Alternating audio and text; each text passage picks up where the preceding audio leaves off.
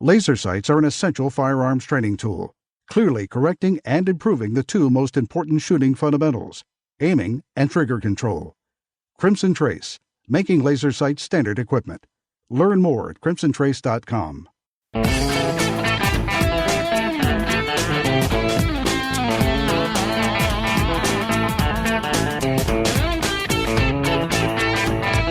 #1 national voice in defense of your Second Amendment rights. Gun Talk, available on iTunes and on the free Gun Dealio smartphone app for Android and iPhone. To be on the air with Tom, call us now, 866-825-5486 or 1-TOM-TALK-GUN. Now, here's Tom.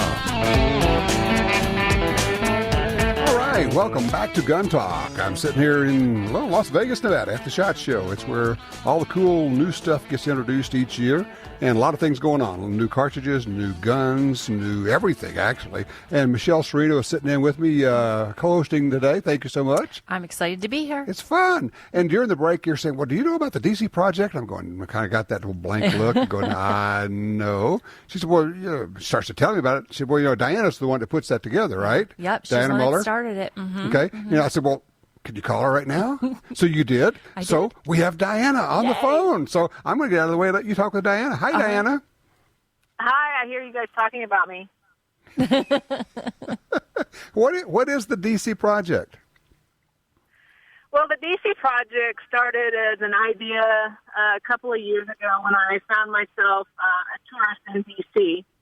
And a friend of mine said, hey, do you want to meet your legislator? And I was like, oh, sure, I guess so. And during that meeting with him, I said, hey, is there something, there was a lot of gun legislation, a lot of anti-gun talking going on. And I said, is there something, from your opinion as a congressman, that I can be doing as a professional shooter to educate legislators and just let them know who we are? So from there, I kind of drug my husband, Ryan Muller, Hunter Kale, Nubbs, and Becky Yackley to back to D.C. on an intentional trip to say, hey, is this something that, that's legitimate that we could do and actually have some success in, or be effective. And then the guys were just not excited about, being in D.C., how the girls were, and then I thought, hey, women talking about the Second Amendment and women talking about firearms ownership has a stronger impact because we're not the regular redneck old white guy. So that's kind of turned my attention towards using women to carry the message. And then I thought, I can't go into Dianne Feinstein's office because I'm not from California. So what if I found somebody from California? And I was like, hey, what if I find somebody from all 50 states? So that's kind of where it started and kind of where we're at. I'm probably still missing 10 states, but last July, about 30, I can't remember how many, 38, 36 of us women met in D.C. and basically divvied up into squads like you would go to a shooting match. We would have small numbers, like 4, and we went in and shook hands and introduced ourselves as gun owners, introduced ourselves as Second Amendment supporters, and really a bipartisan educational effort. But you started out, it's not just pro shooters, it's you have all different groups and stuff or different women. I do. When I started, I thought it would be nice to have the pro shooters just because you have the legitimacy of, it's a lot easier to vet people that are in the public eye and have some titles behind their name so you know that they're going to be able to shoot well. But there weren't 50 pro shooters from 50 different states. So I just word of mouth started asking women who are influential and know how to safely use firearms and might have this on her heart to reach out to their legislators. Dianna, let me ask you, what kind of reaction are you getting from the Congress folks, the congressmen and the senators, to a group of women Second Amendment supporters? Because it's got to be something a little bit different. Well, I think that's probably going to be a unique response from every individual. Obviously, my people from Oklahoma are very pro-Second Amendment, so they're very easy conversations. But those people still need to hear from us, and those people still need to be taken to the range and make sure that they know what they're talking about when it comes to gun issues. But also, like, the people who are anti-gun, it's different. You know, Illinois, I remember the Illinois girl said that Dick Durbin was just a total, namesake, actually. She had a rough time there. Yeah. And then other people would hear us and have a little bit, at least more receptive. And that's all we have to do. We have to try. So you can't just say show up. We're not going to change their mind, so we're not going to try. So we're just going to keep trying and letting them know, invite them to the range, and make sure that we make it a nonpartisan issue and an education issue instead. Let me ask you, Dianna, if somebody says, hey, I'd like to be involved in that, is there a way that other people can help you out? There are some states that I haven't fielded, a lot in the Northeast that I haven't fielded, like North Dakota, South Dakota, but this is a very small group. So if anybody's interested, they can certainly contact me on Facebook, Dianna Muller 3-Gun. Just send me a message and say, hey, do you have this state filled, whatever, and I can say yes, or I can maybe take their name as a backup person if I do have that state filled, or we can have a conversation about what they can do themselves in their own state, because you can meet the same people. They have offices in D.C. and they have offices in their home state. That's and honestly, right. You probably get further in their home state. But either way you go, whether you meet people in D.C. or in their home state, there's one thing that I have found out, and it's kind of difficult to get through the gatekeepers, to find the gatekeepers and to know. So don't expect even people who are pro-gun for you to call up and set up a meeting with the member. You know, I thought maybe that this is, hey, they're they're kind of segregating us, they're not listening to us, but it's not. If you get a meeting with anybody in their office, any of the legislative aides or anything like that, that's still a success. Meeting anybody in anybody's office and taking them to a range is actually a positive thing for the Second Amendment. Now, is there a DC Project Facebook page specific? There is a DC Project Facebook page, and feel free to. We're not really showy. So if you have any questions, you can certainly post there and maybe follow some things that we do. Some of our girls will do an article or do an interview, or they'll take their legislator out. We post stuff like that. But so can they contact you through there too? Correct, yes. Okay. Okay, so you just look up the DC Project there. And the logo is green, just so you don't get Dianna, how do you spell your name so people, when they go there to look it up? Dianna, Dianna, Muller, Muller. Perfect. And then my athlete page is 3-Gun. Okay. Thank you so much. Great activity. That is activism at work. Thank you so much. And I'm sure I will see you on the floor at SHOT Show.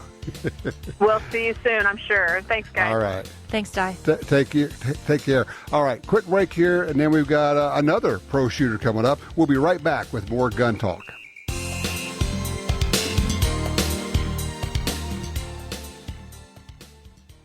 The Ruger LCRX is a variation of the LCR that features an external hammer, allowing it to be fired in single-action mode. The LCRX can also be fired in double-action mode. It features a monolithic frame made from aerospace-grade 7000 series aluminum, a patented Ruger friction-reducing cam that results in a smooth, non-stacking trigger pull, and a patent-pending polymer fire control housing that significantly reduces weight and helps reduce recoil. The Ruger LCRX Revolver, another rugged, reliable firearm from Ruger.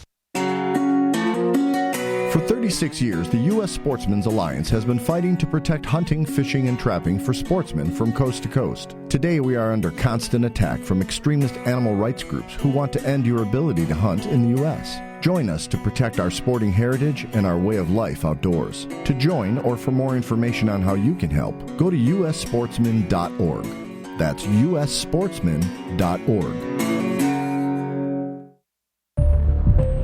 You got your carry permit, and that's good. But you know you could use more training. Get the DVDs, which have what you need. Springfield Armory presents Concealed Carry 1 and Concealed Carry 2 with Batagroup. Learn specific concealed carry skills from Top Gun fighting trainers. Get trained. Be prepared. This really is life and death. ShopGunTalk.com. That's ShopGunTalk.com. Laser sights enhance shooting fundamentals, sight alignment, and trigger control. Training with laser sights increases muzzle awareness, improves and corrects sight alignment at sight picture, and aids in acquiring and maintaining sight picture in low light conditions. Call 800-442-2406 or visit crimsontrace.com for a free copy of our laser training video, The Laser's Edge, and learn why Crimson Trace is making laser sights standard equipment.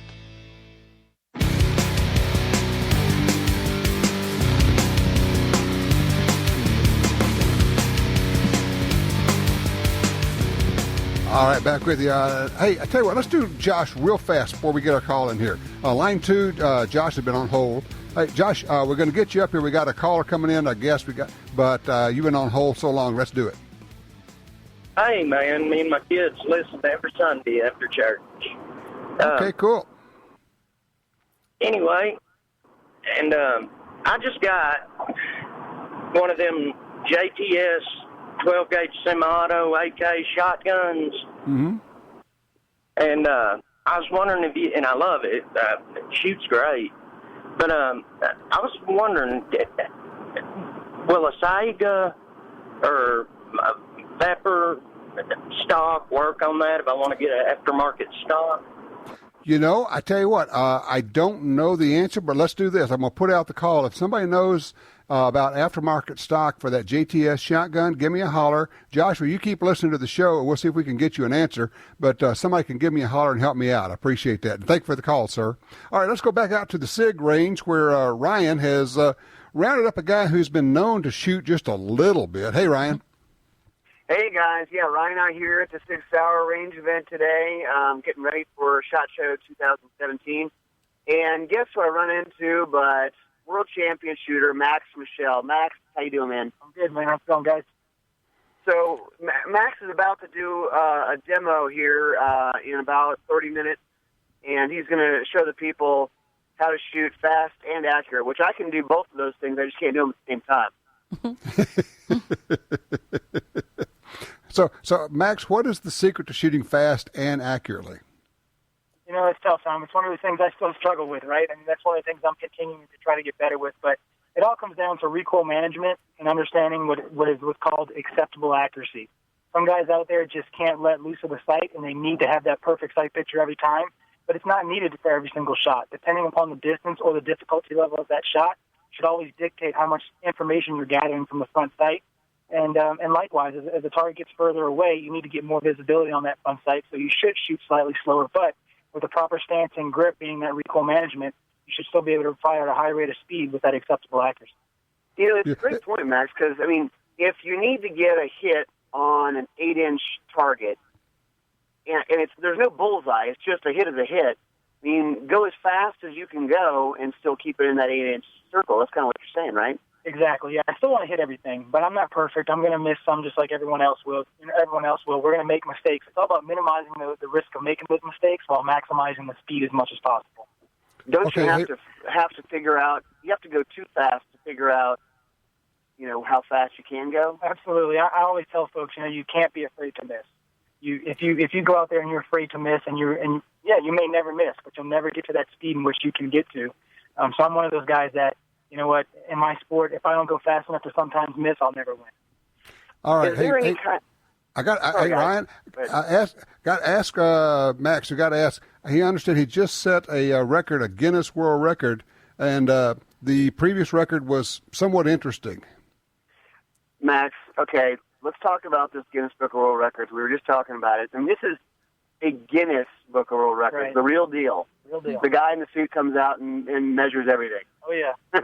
So tell us, what was the challenge and what was the time you had to beat? The challenge was to knock down 6 targets on an official action target plate rack in less than 10 seconds from the draw with a 9mm handgun. 6 targets in 10 seconds. 6 targets. Wait! I could do that. Well, I was up to the challenge. I said, I think I could beat 10 seconds. Let's give it a try. So we put it to the test, and we had a lot of fun doing it. And what was the time? Wow. 2.05 was the overall time. 2.05. I don't think you could beat that. So just a little bit faster. Just a little faster. But, I can't beat that. It's unique. It's a cool event. It was really neat. It was nerve-wracking but fun at the same time because you don't get 100 attempts at this thing. You get 3 tries. There's lots of folks behind you. There's a lot of pressure, but I really enjoyed it and had a blast, and I was honored to be the guy to go out there and do it for 6.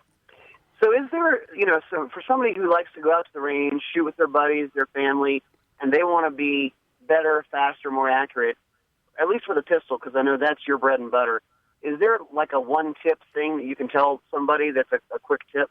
Yeah, for me, the quickest tip, and sometimes folks don't want to hear it, is the basic fundamentals of shooting, and what I call the basic fundamentals of speed shooting, and it's purely the recoil management process. If you don't know how to manage the recoil, I'm not saying control it because we cannot control that, but if you don't understand how to manage the recoil, it's hard to get faster. It's hard to get more accurate because you just don't have that base. So a good wide aggressive platform is going to give someone the structure and the foundation that they need to shoot at a high rate of speed and to be able to accept all that movement from what's happening on the end of the hands, which is the gun moving around and pushing their body around. If they don't have that stable platform, it's difficult to get back onto target.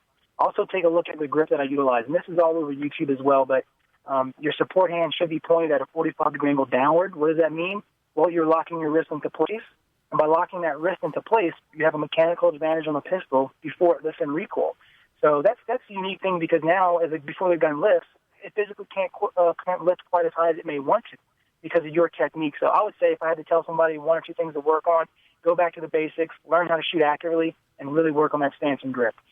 No more cup and saucer. No more cup and saucer. Yeah, it's hard to be fast and accurate with that. You get a lot of vertical track patterns with that. I'm a big believer in just being relaxed and letting the techniques work for me. Just making sure that good stance and that what I call a power stance, which means if you play guitar, you have that wide aggressive platform playing that guitar and you're rocking out, do the same with your handgun. All right, Tom, how much time? Do we have another minute for a question? We do. Go ahead. All right, one more thing. They have the X5 out here, and is that something that's available to consumers now? It's going to be available very soon here. So I'm told in February we're going to start pumping out some of these guys here pretty soon. So explain to people what the X5 is, because this is like the Ferrari of pistols. Yeah, so everyone knows the P320 by now, I'm sure, but it's an incredibly versatile handgun. You can change calibers, change sizes, everything like that. But over the last year or 2, I've been competing with this, and I've actually set world records with this particular pistol. I really enjoy shooting it. But there's always things that you can do to make it better and change. So over the year or 2, I've made some slight changes to my personal equipment, and SIG took notice of that, and they wanted to continue to do their own line of what we call in the X5, the competition line of the P320. So now what you're going to see is a full 5-inch barrel, which is going to give you greater sight radius, greater accuracy. That barrel is going to be a bull barrel, so a little bit of weight to it is now going to give you less felt recoil. We completely redesigned the grip, even though our grip was already, spot on before, but we completely redesigned it for a competitive shooter, fit the hand better, also added a magazine well, fiber optic front sight, adjustable rear sight. A lot of the things that you're going to do in a competitive mindset, we've done straight from the factory.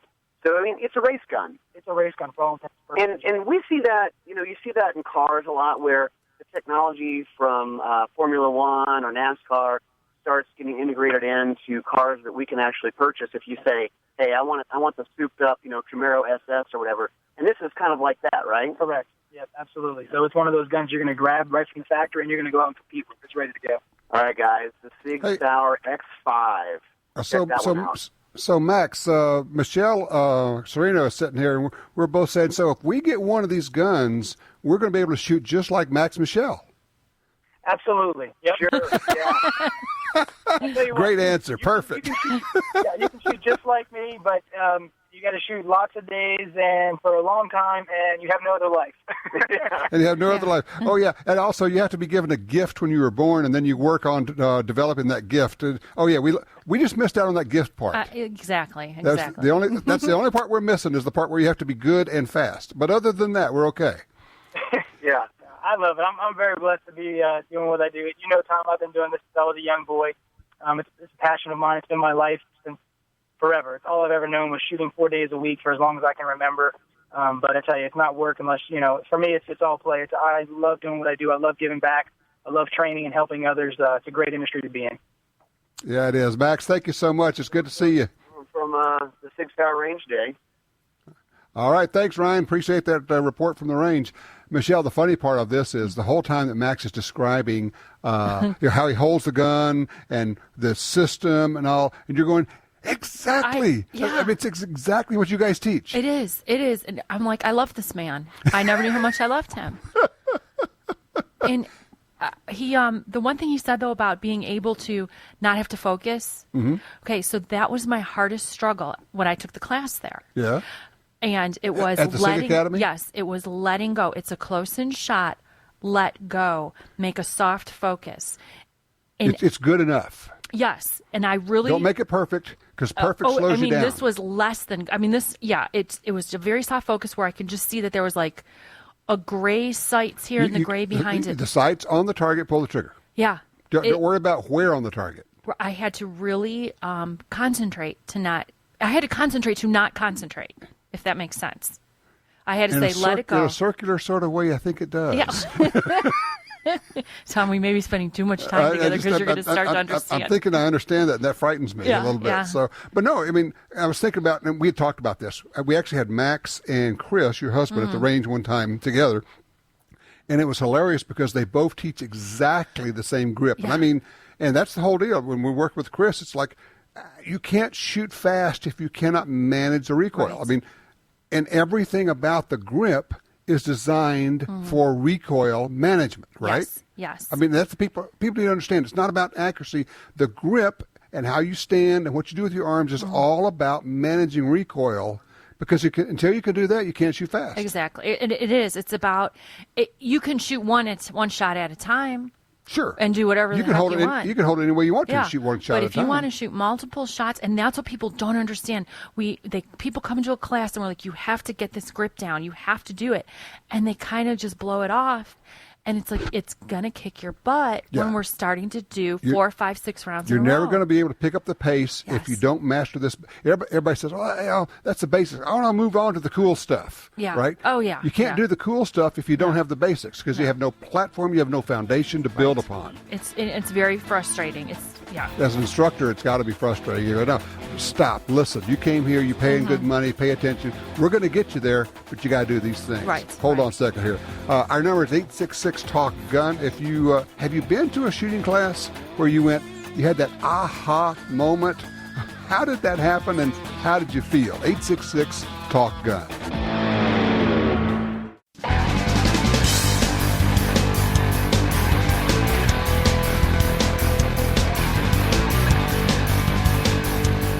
Gun Talk encourages you to support the local sporting goods store, gun stores, ATV dealers, and other local businesses in your area who advertise on this station and Gun Talk. Only together can we protect our rights. You're listening to Washington Times opinion page regular contributor Tom Gresham. Oh, yeah, I play the air drums on that one. Absolutely. I love that drum lick. That is great, And the thing is, once a drummer, always a drummer. So, I mean, you don't know about my background. I was a rock drummer at an earlier age. Well, of course, Ryan. Yeah. Yeah, well, you played at the NRA. Oh, that's true. Didn't you? I played last year at the NRA. Yeah, you're not kind of were like in a band together, because I sang that's at that true. one part. You sang and I played drums, and people are still trying to get that out of their minds. So it was fun, though. It was a lot of fun. We're going to do that again. Are you? Okay. Yes. Well, I'll be there. NRA show, Atlanta. We're going to have the Hired Guns, which is the name of our crazy gun industry band. Yeah, I definitely will be there. And if you need somebody to sing one song, you're there. Yeah, at least I'll do the tambourine. Yeah, that's right. It started out with the tambourine. It started with the tambourine, but it quickly evolved into you singing. Yeah. That happens, I found, at times. Yeah. Well, Yeah, well, that's all. Go with the flow. There you go. All right, let's get Jim's been on hold for a little while on line 3. Let's get him in here out of Water City, Kansas. Jim, what happened with this rifle? Muzzle blast? Excuse me? You had a muzzle blast? What happened? No, I was in the Army coaching a general's son who couldn't hit the broadside barn inside of it. Mm-hmm. And he was shorter than I was, and they went on rapid fire down, and I slid forward. And I was about 2 inches from the end of that M1 when it went off. I'm totally deaf in that ear and rings constantly. So their suppressors sound really good. Yeah, it's a good point. People say, well, you can just put in earplugs. Well, not always, not everywhere. You never know. And if everybody was using suppressors, for one thing, shooting ranges would not get the noise complaints, would they, Michelle? Oh no, that's a really good idea. I mean, how nice would that be for them? Sure, make it No easier. kidding. Yeah, I mean, it's because that's probably the number one for outdoor ranges. The number one threat to a business is noise complaints of people who move in to close to a shooting range, and then they start complaining and try to get it shut down. You know, and here we go again. And people always say, well, you know, the range was here first. A lot of times it doesn't matter unless some states actually have a law that says you can't shut them down because of that. Oh, really? Yes. That's nice. That'd be nice. Cool. Jim, I understand. I appreciate the call, sir. Let's get to Stu, who's on line 4 out of Camellia, Georgia. Hey, Stu. Hey, Tom. Have fond memories of your old TV show on one of those outdoor channels, Personal Defense or something like that. Yeah. Oh, yeah. PDTV, Personal Defense TV. I created the first TV show about self-defense with guns. Oh, you'll love this. A quick little story. When we did that, we went to several of the gun makers and to advertise. They said, oh, you can have a show about self-defense. I mean, it's like you're going to be talking about shooting people with guns. We don't make guns for that. You go, you make self-defense guns. It was just so foreign. And we actually had to explain to them, Michelle, that no, we're not actually going to shoot people. Oh, my gosh. Yeah. It was like bizarro. I mean, now everybody assumes it's like okay. How long ago was that? It's 10 years ago. Okay. Yeah, things change. I'm sorry, Stu. You had something you wanted to talk about. Yeah. Santa Claus was very nice to me in 2016. Brought me a 4th generation Glock 19, 3 magazines, beautiful case, a couple of back straps, and I put a Packmeyer grip glove on it, and I want to accurize the gun. I'm thinking about an aftermarket threaded barrel and a nice muzzle brake that'll fit just right, because I want to shoot the Plus B for personal defense, but I also like to get on the range with the range ammo and have some fun. So who do you think's got a really good aftermarket barrel out there that's threaded and ready for anything from muzzle brake to suppressors? You want the honest answer? Yeah. I don't think it matters. Really? I mean, okay. I mean, people are going to go, I can't believe you said that. Michelle's over here. Michelle's rolling her eyes at me.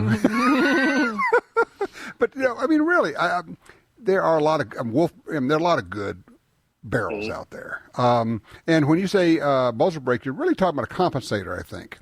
That's right. Yeah. Yeah, you're looking for a comp to reduce the recoil and muzzle rise, and they really do work. I mean, comps really do make a difference. I will tell you this. Well, let me ask before I assume. You weren't talking about using a compensator on your self-defense rig, though, right? Yeah, and a happy medium between targeting and also self-defense, yeah. Okay. You do not want a comp on your gun for self-defense. Okay. You're not worried about split times and moving from target to target. And ported is one thing. A full-blown comp is a whole different deal. And because here's the thing. The way comps work, they blow the gases upward.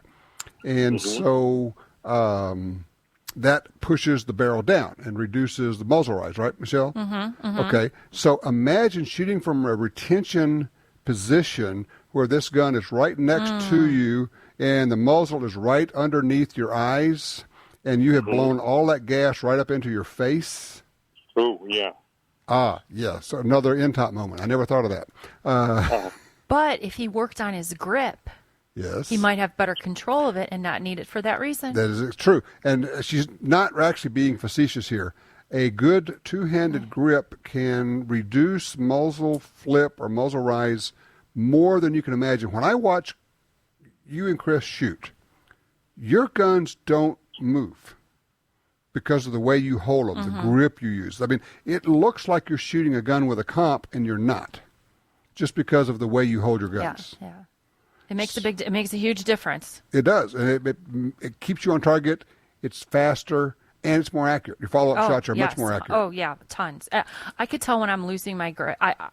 You shoot so many times in a row. It's like, okay, something's happening right now, and it's losing. It's losing actually, that grip. You're just losing a your little grip in the middle of a string. Yes, yeah, and it's just me being lazy.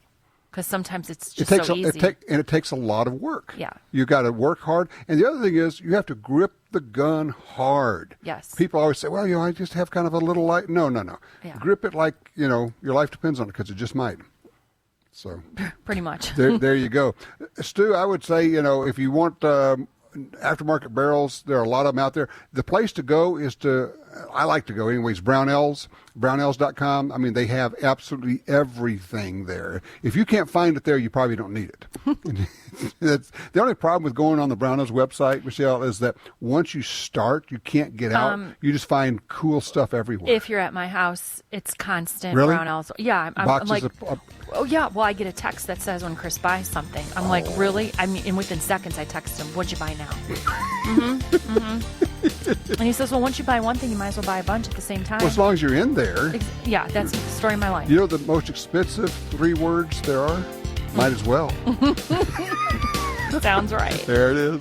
All right, quick break. Coming back, I'm Tom Gresham. She is Michelle, and we are going to be talking more about guns. If you'd like to join us, 866-TALK-GUN. Michelle Cerino joins us, co-hosting the whole show today. Thank you so much. So excited. It's fun. All right, be right back.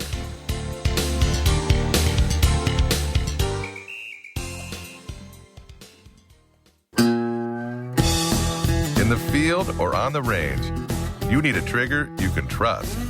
For over 60 years, Timney triggers have been trusted by hunters and shooters everywhere. A Timney trigger could mean the difference between a great shot and a miss. Timney triggers are proudly made in the USA and come with a lifetime warranty. To order, go to timneytriggers.com. That's TIMNEY triggers.com.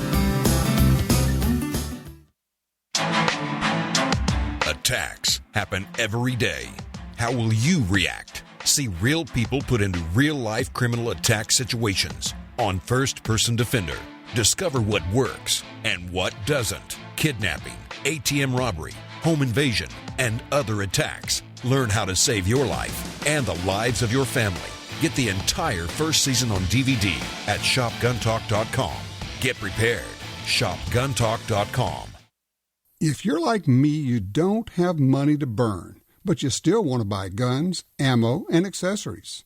That's why we created Gun Dealio. That's a free smartphone app. Just download it and start getting the deals. Could be discounts, offers of free magazines for your gun, or you could be the first to hear about new stuff from gun makers. Here's how it works. With Gun Dealio on your phone, you get alerts when you enter a gun store. Special deals, you know. You don't have to do a thing. It'll do a lot of other cool things, like let you watch gun videos and listen to Gun Talk podcast. Plus, check it anytime for hundreds of deals and offers. Getting more while spending less. Smart, huh? Gun Dealio. Made in America. Gluten-free. At the App Store and Google Play or GunDealio.com. Face it, sometimes more is better. That's the idea behind the double-stack, full-capacity pistols from Springfield Armory. From the groundbreaking XD to the ergonomic XDM to the latest refinements in the XD Mod 2 series, you can get subcompact, midsize, and full-size pistols in 9, 40, and 45. Carry, target, or tactical models. Fast, accurate, dependable. Don't come up short when it matters. Go full cap. Go Springfield Armory. Springfield-Armory.com.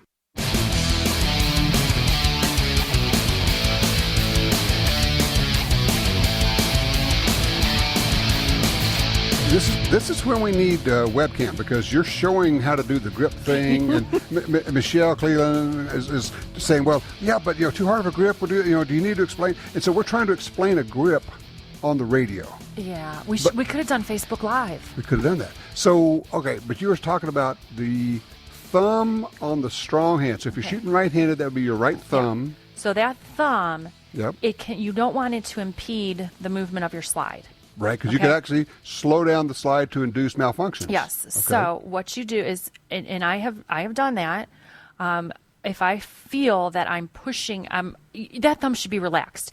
Actually, what Chris always says is, if I cut that thumb off today, as soon as it stopped hurting, it'd be perfect. It'd be a better shot. Yeah, because the thumb does nothing. So you can stick it straight up in the air for a while, like Fonzie. And if you stick it up in the air, if you know who Fonzie is, if you stick it up in the air, and then eventually you just start to rest it. Kind of, I don't know how to explain to what that area is. Kind of the web between the thumb and the first finger. It's just kind of and you just want to let it ride lightly over there. So you're basically taking for right-handed shooter, you're taking the right thumb out of the thing altogether, because all it does is creates problems if you press it in. Mm-hmm. But the rest of the grip, you're holding the gun pretty tight. Oh yeah.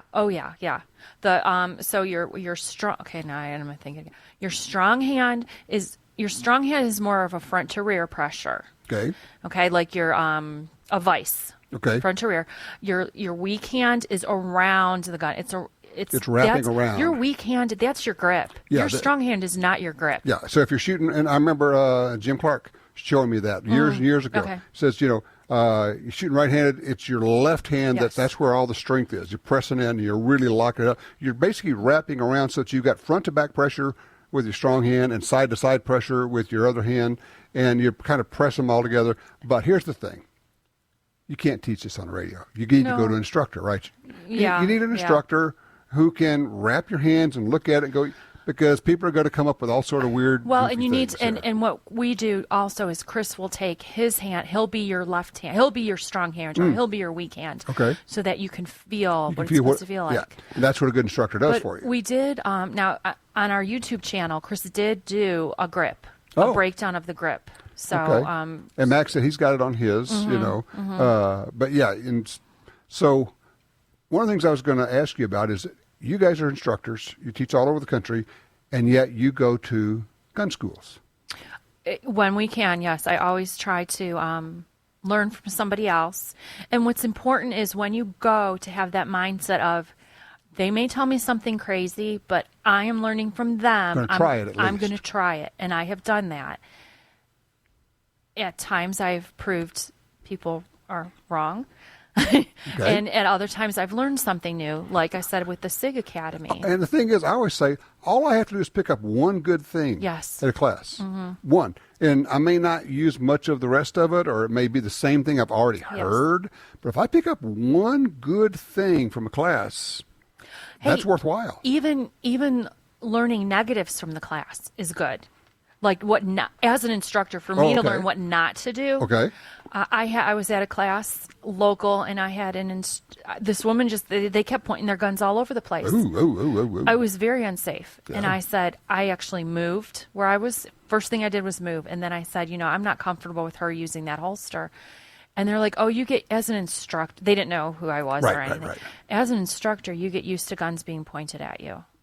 I'm like, anyway, I was done. Yeah, nobody should ever get used to guns being pointed. No, it was bizarre. It was just bizarre. But I learned things from that. To that point, I've told people in the past, if you're at a class and things are clearly not safe, and how people say, well, how would I know?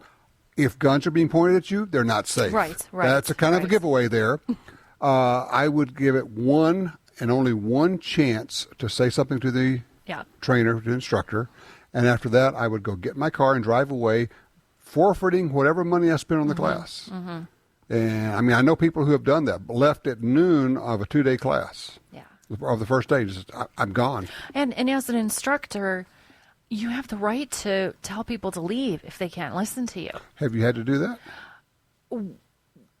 There's been warnings. We've gotten to the warning part of it. Right. So I've only had one person that I physically threatened. Mm-hmm. Oh, I know that story. You know that story, don't you? I think Chris was there for that. Yeah, he was. Well, at this class I was at, this lady was using a mounted holster. I should probably say that the guy was so unsafe and kept pointing his gun around, and I couldn't get him to pay attention. And I just said, if you point that gun back here one more time, I'm going to punch you in the effing throat. I think we have it on recorded it. Yeah, that was when Chris saw the other side of you. That doesn't come out very often. No, but that is such a serious. Yeah, it's so serious. So we're going to stop this right now while this thing's over. Mm-hmm, exactly right. So hold on, we'll pick this up in a minute. But yeah, there are some things you cannot allow to go on. Right. As an instructor or as a student, either one. Mm-hmm. And everybody at the range has a right to call quits and call stop to all the shooting when it's a safety issue.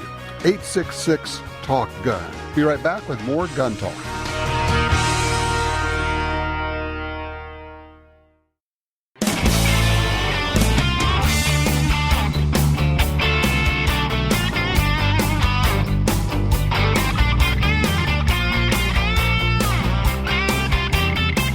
We're still talking about guns. Michelle Cerino and I sitting here going over. You said you're going to be going to Beretta doing a tactical shotgun thing or something? It's a media event. Yeah. So I'm excited. That's fun. Tell people who you're writing for. What are you doing? Well, so I'm the managing editor of Women's Outdoor News. Mm-hmm. I have a column in there, and then I also write for Gun World. I have my own training column. Nice. It's a monthly magazine. It's really inexpensive. What do girls know about shooting? Nothing. I know nothing. They just know that you need to look pretty and you need to be able to smile. Okay, good. Right. So I teach that. We got that. Okay, yeah.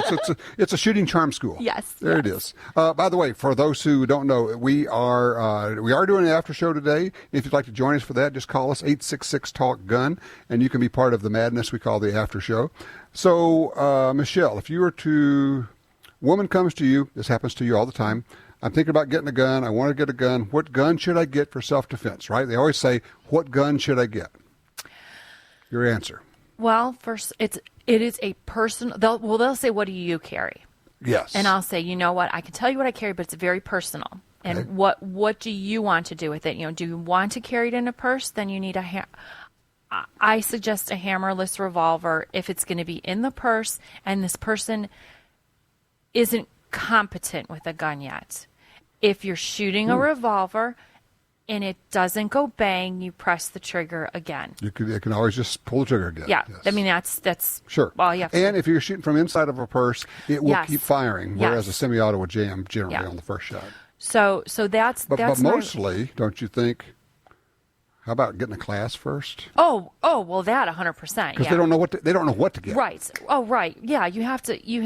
Well, so with a friend of mine who has his own training course, we did a class for women, which was fantastic because we brought all different guns from 22s on up, and they had the chance to shoot different guns. And some found that if the 22 is the only firearm that they are comfortable with, then let them shoot a 22. That's the one. Yes, yes. So, they were tried all these things because, of course, when they're like, well, my husband said, I'm like, listen, you're here to try all these other ones. Let's do this first. Right. So it's really cool. You have to experience them all. So if you know somebody that might have like a bunch of different kinds to try, that's what I suggest that they do. Or find an instructor. It's like, I want some one-on-one. Yes. Bring a whole bunch of pistols. Because there's not an instructor out there who doesn't have a bunch of pistols. Yeah. And if the instructor says, well, I don't have very many pistols, you need a different instructor. Well, and if they say, well, this is what you need to shoot. Oh. Because that's a big thing, too. That's true. So, I mean, I know what I like to shoot, but it doesn't mean that somebody else likes it. But it should be a 45, because that's really the only thing that ever 1911. works. 1911. Yeah. That's true. 1911, 45. Stop Don't that. do that. I get in trouble for that stuff. I can't believe the whole 9, 40, 45. I'm going to cover that in 15 seconds. Here's the deal. According to all the studies, there's absolutely no difference in the ability to stop an attacker between 9, 40, and 45. No difference whatsoever. It always takes whatever it takes. We don't know what it's going to take. Michelle, thank you so much for spending your afternoon here. Thank you for having me. I had a great time. This was fun. We'll have to do it again. People are asking, how's Chris?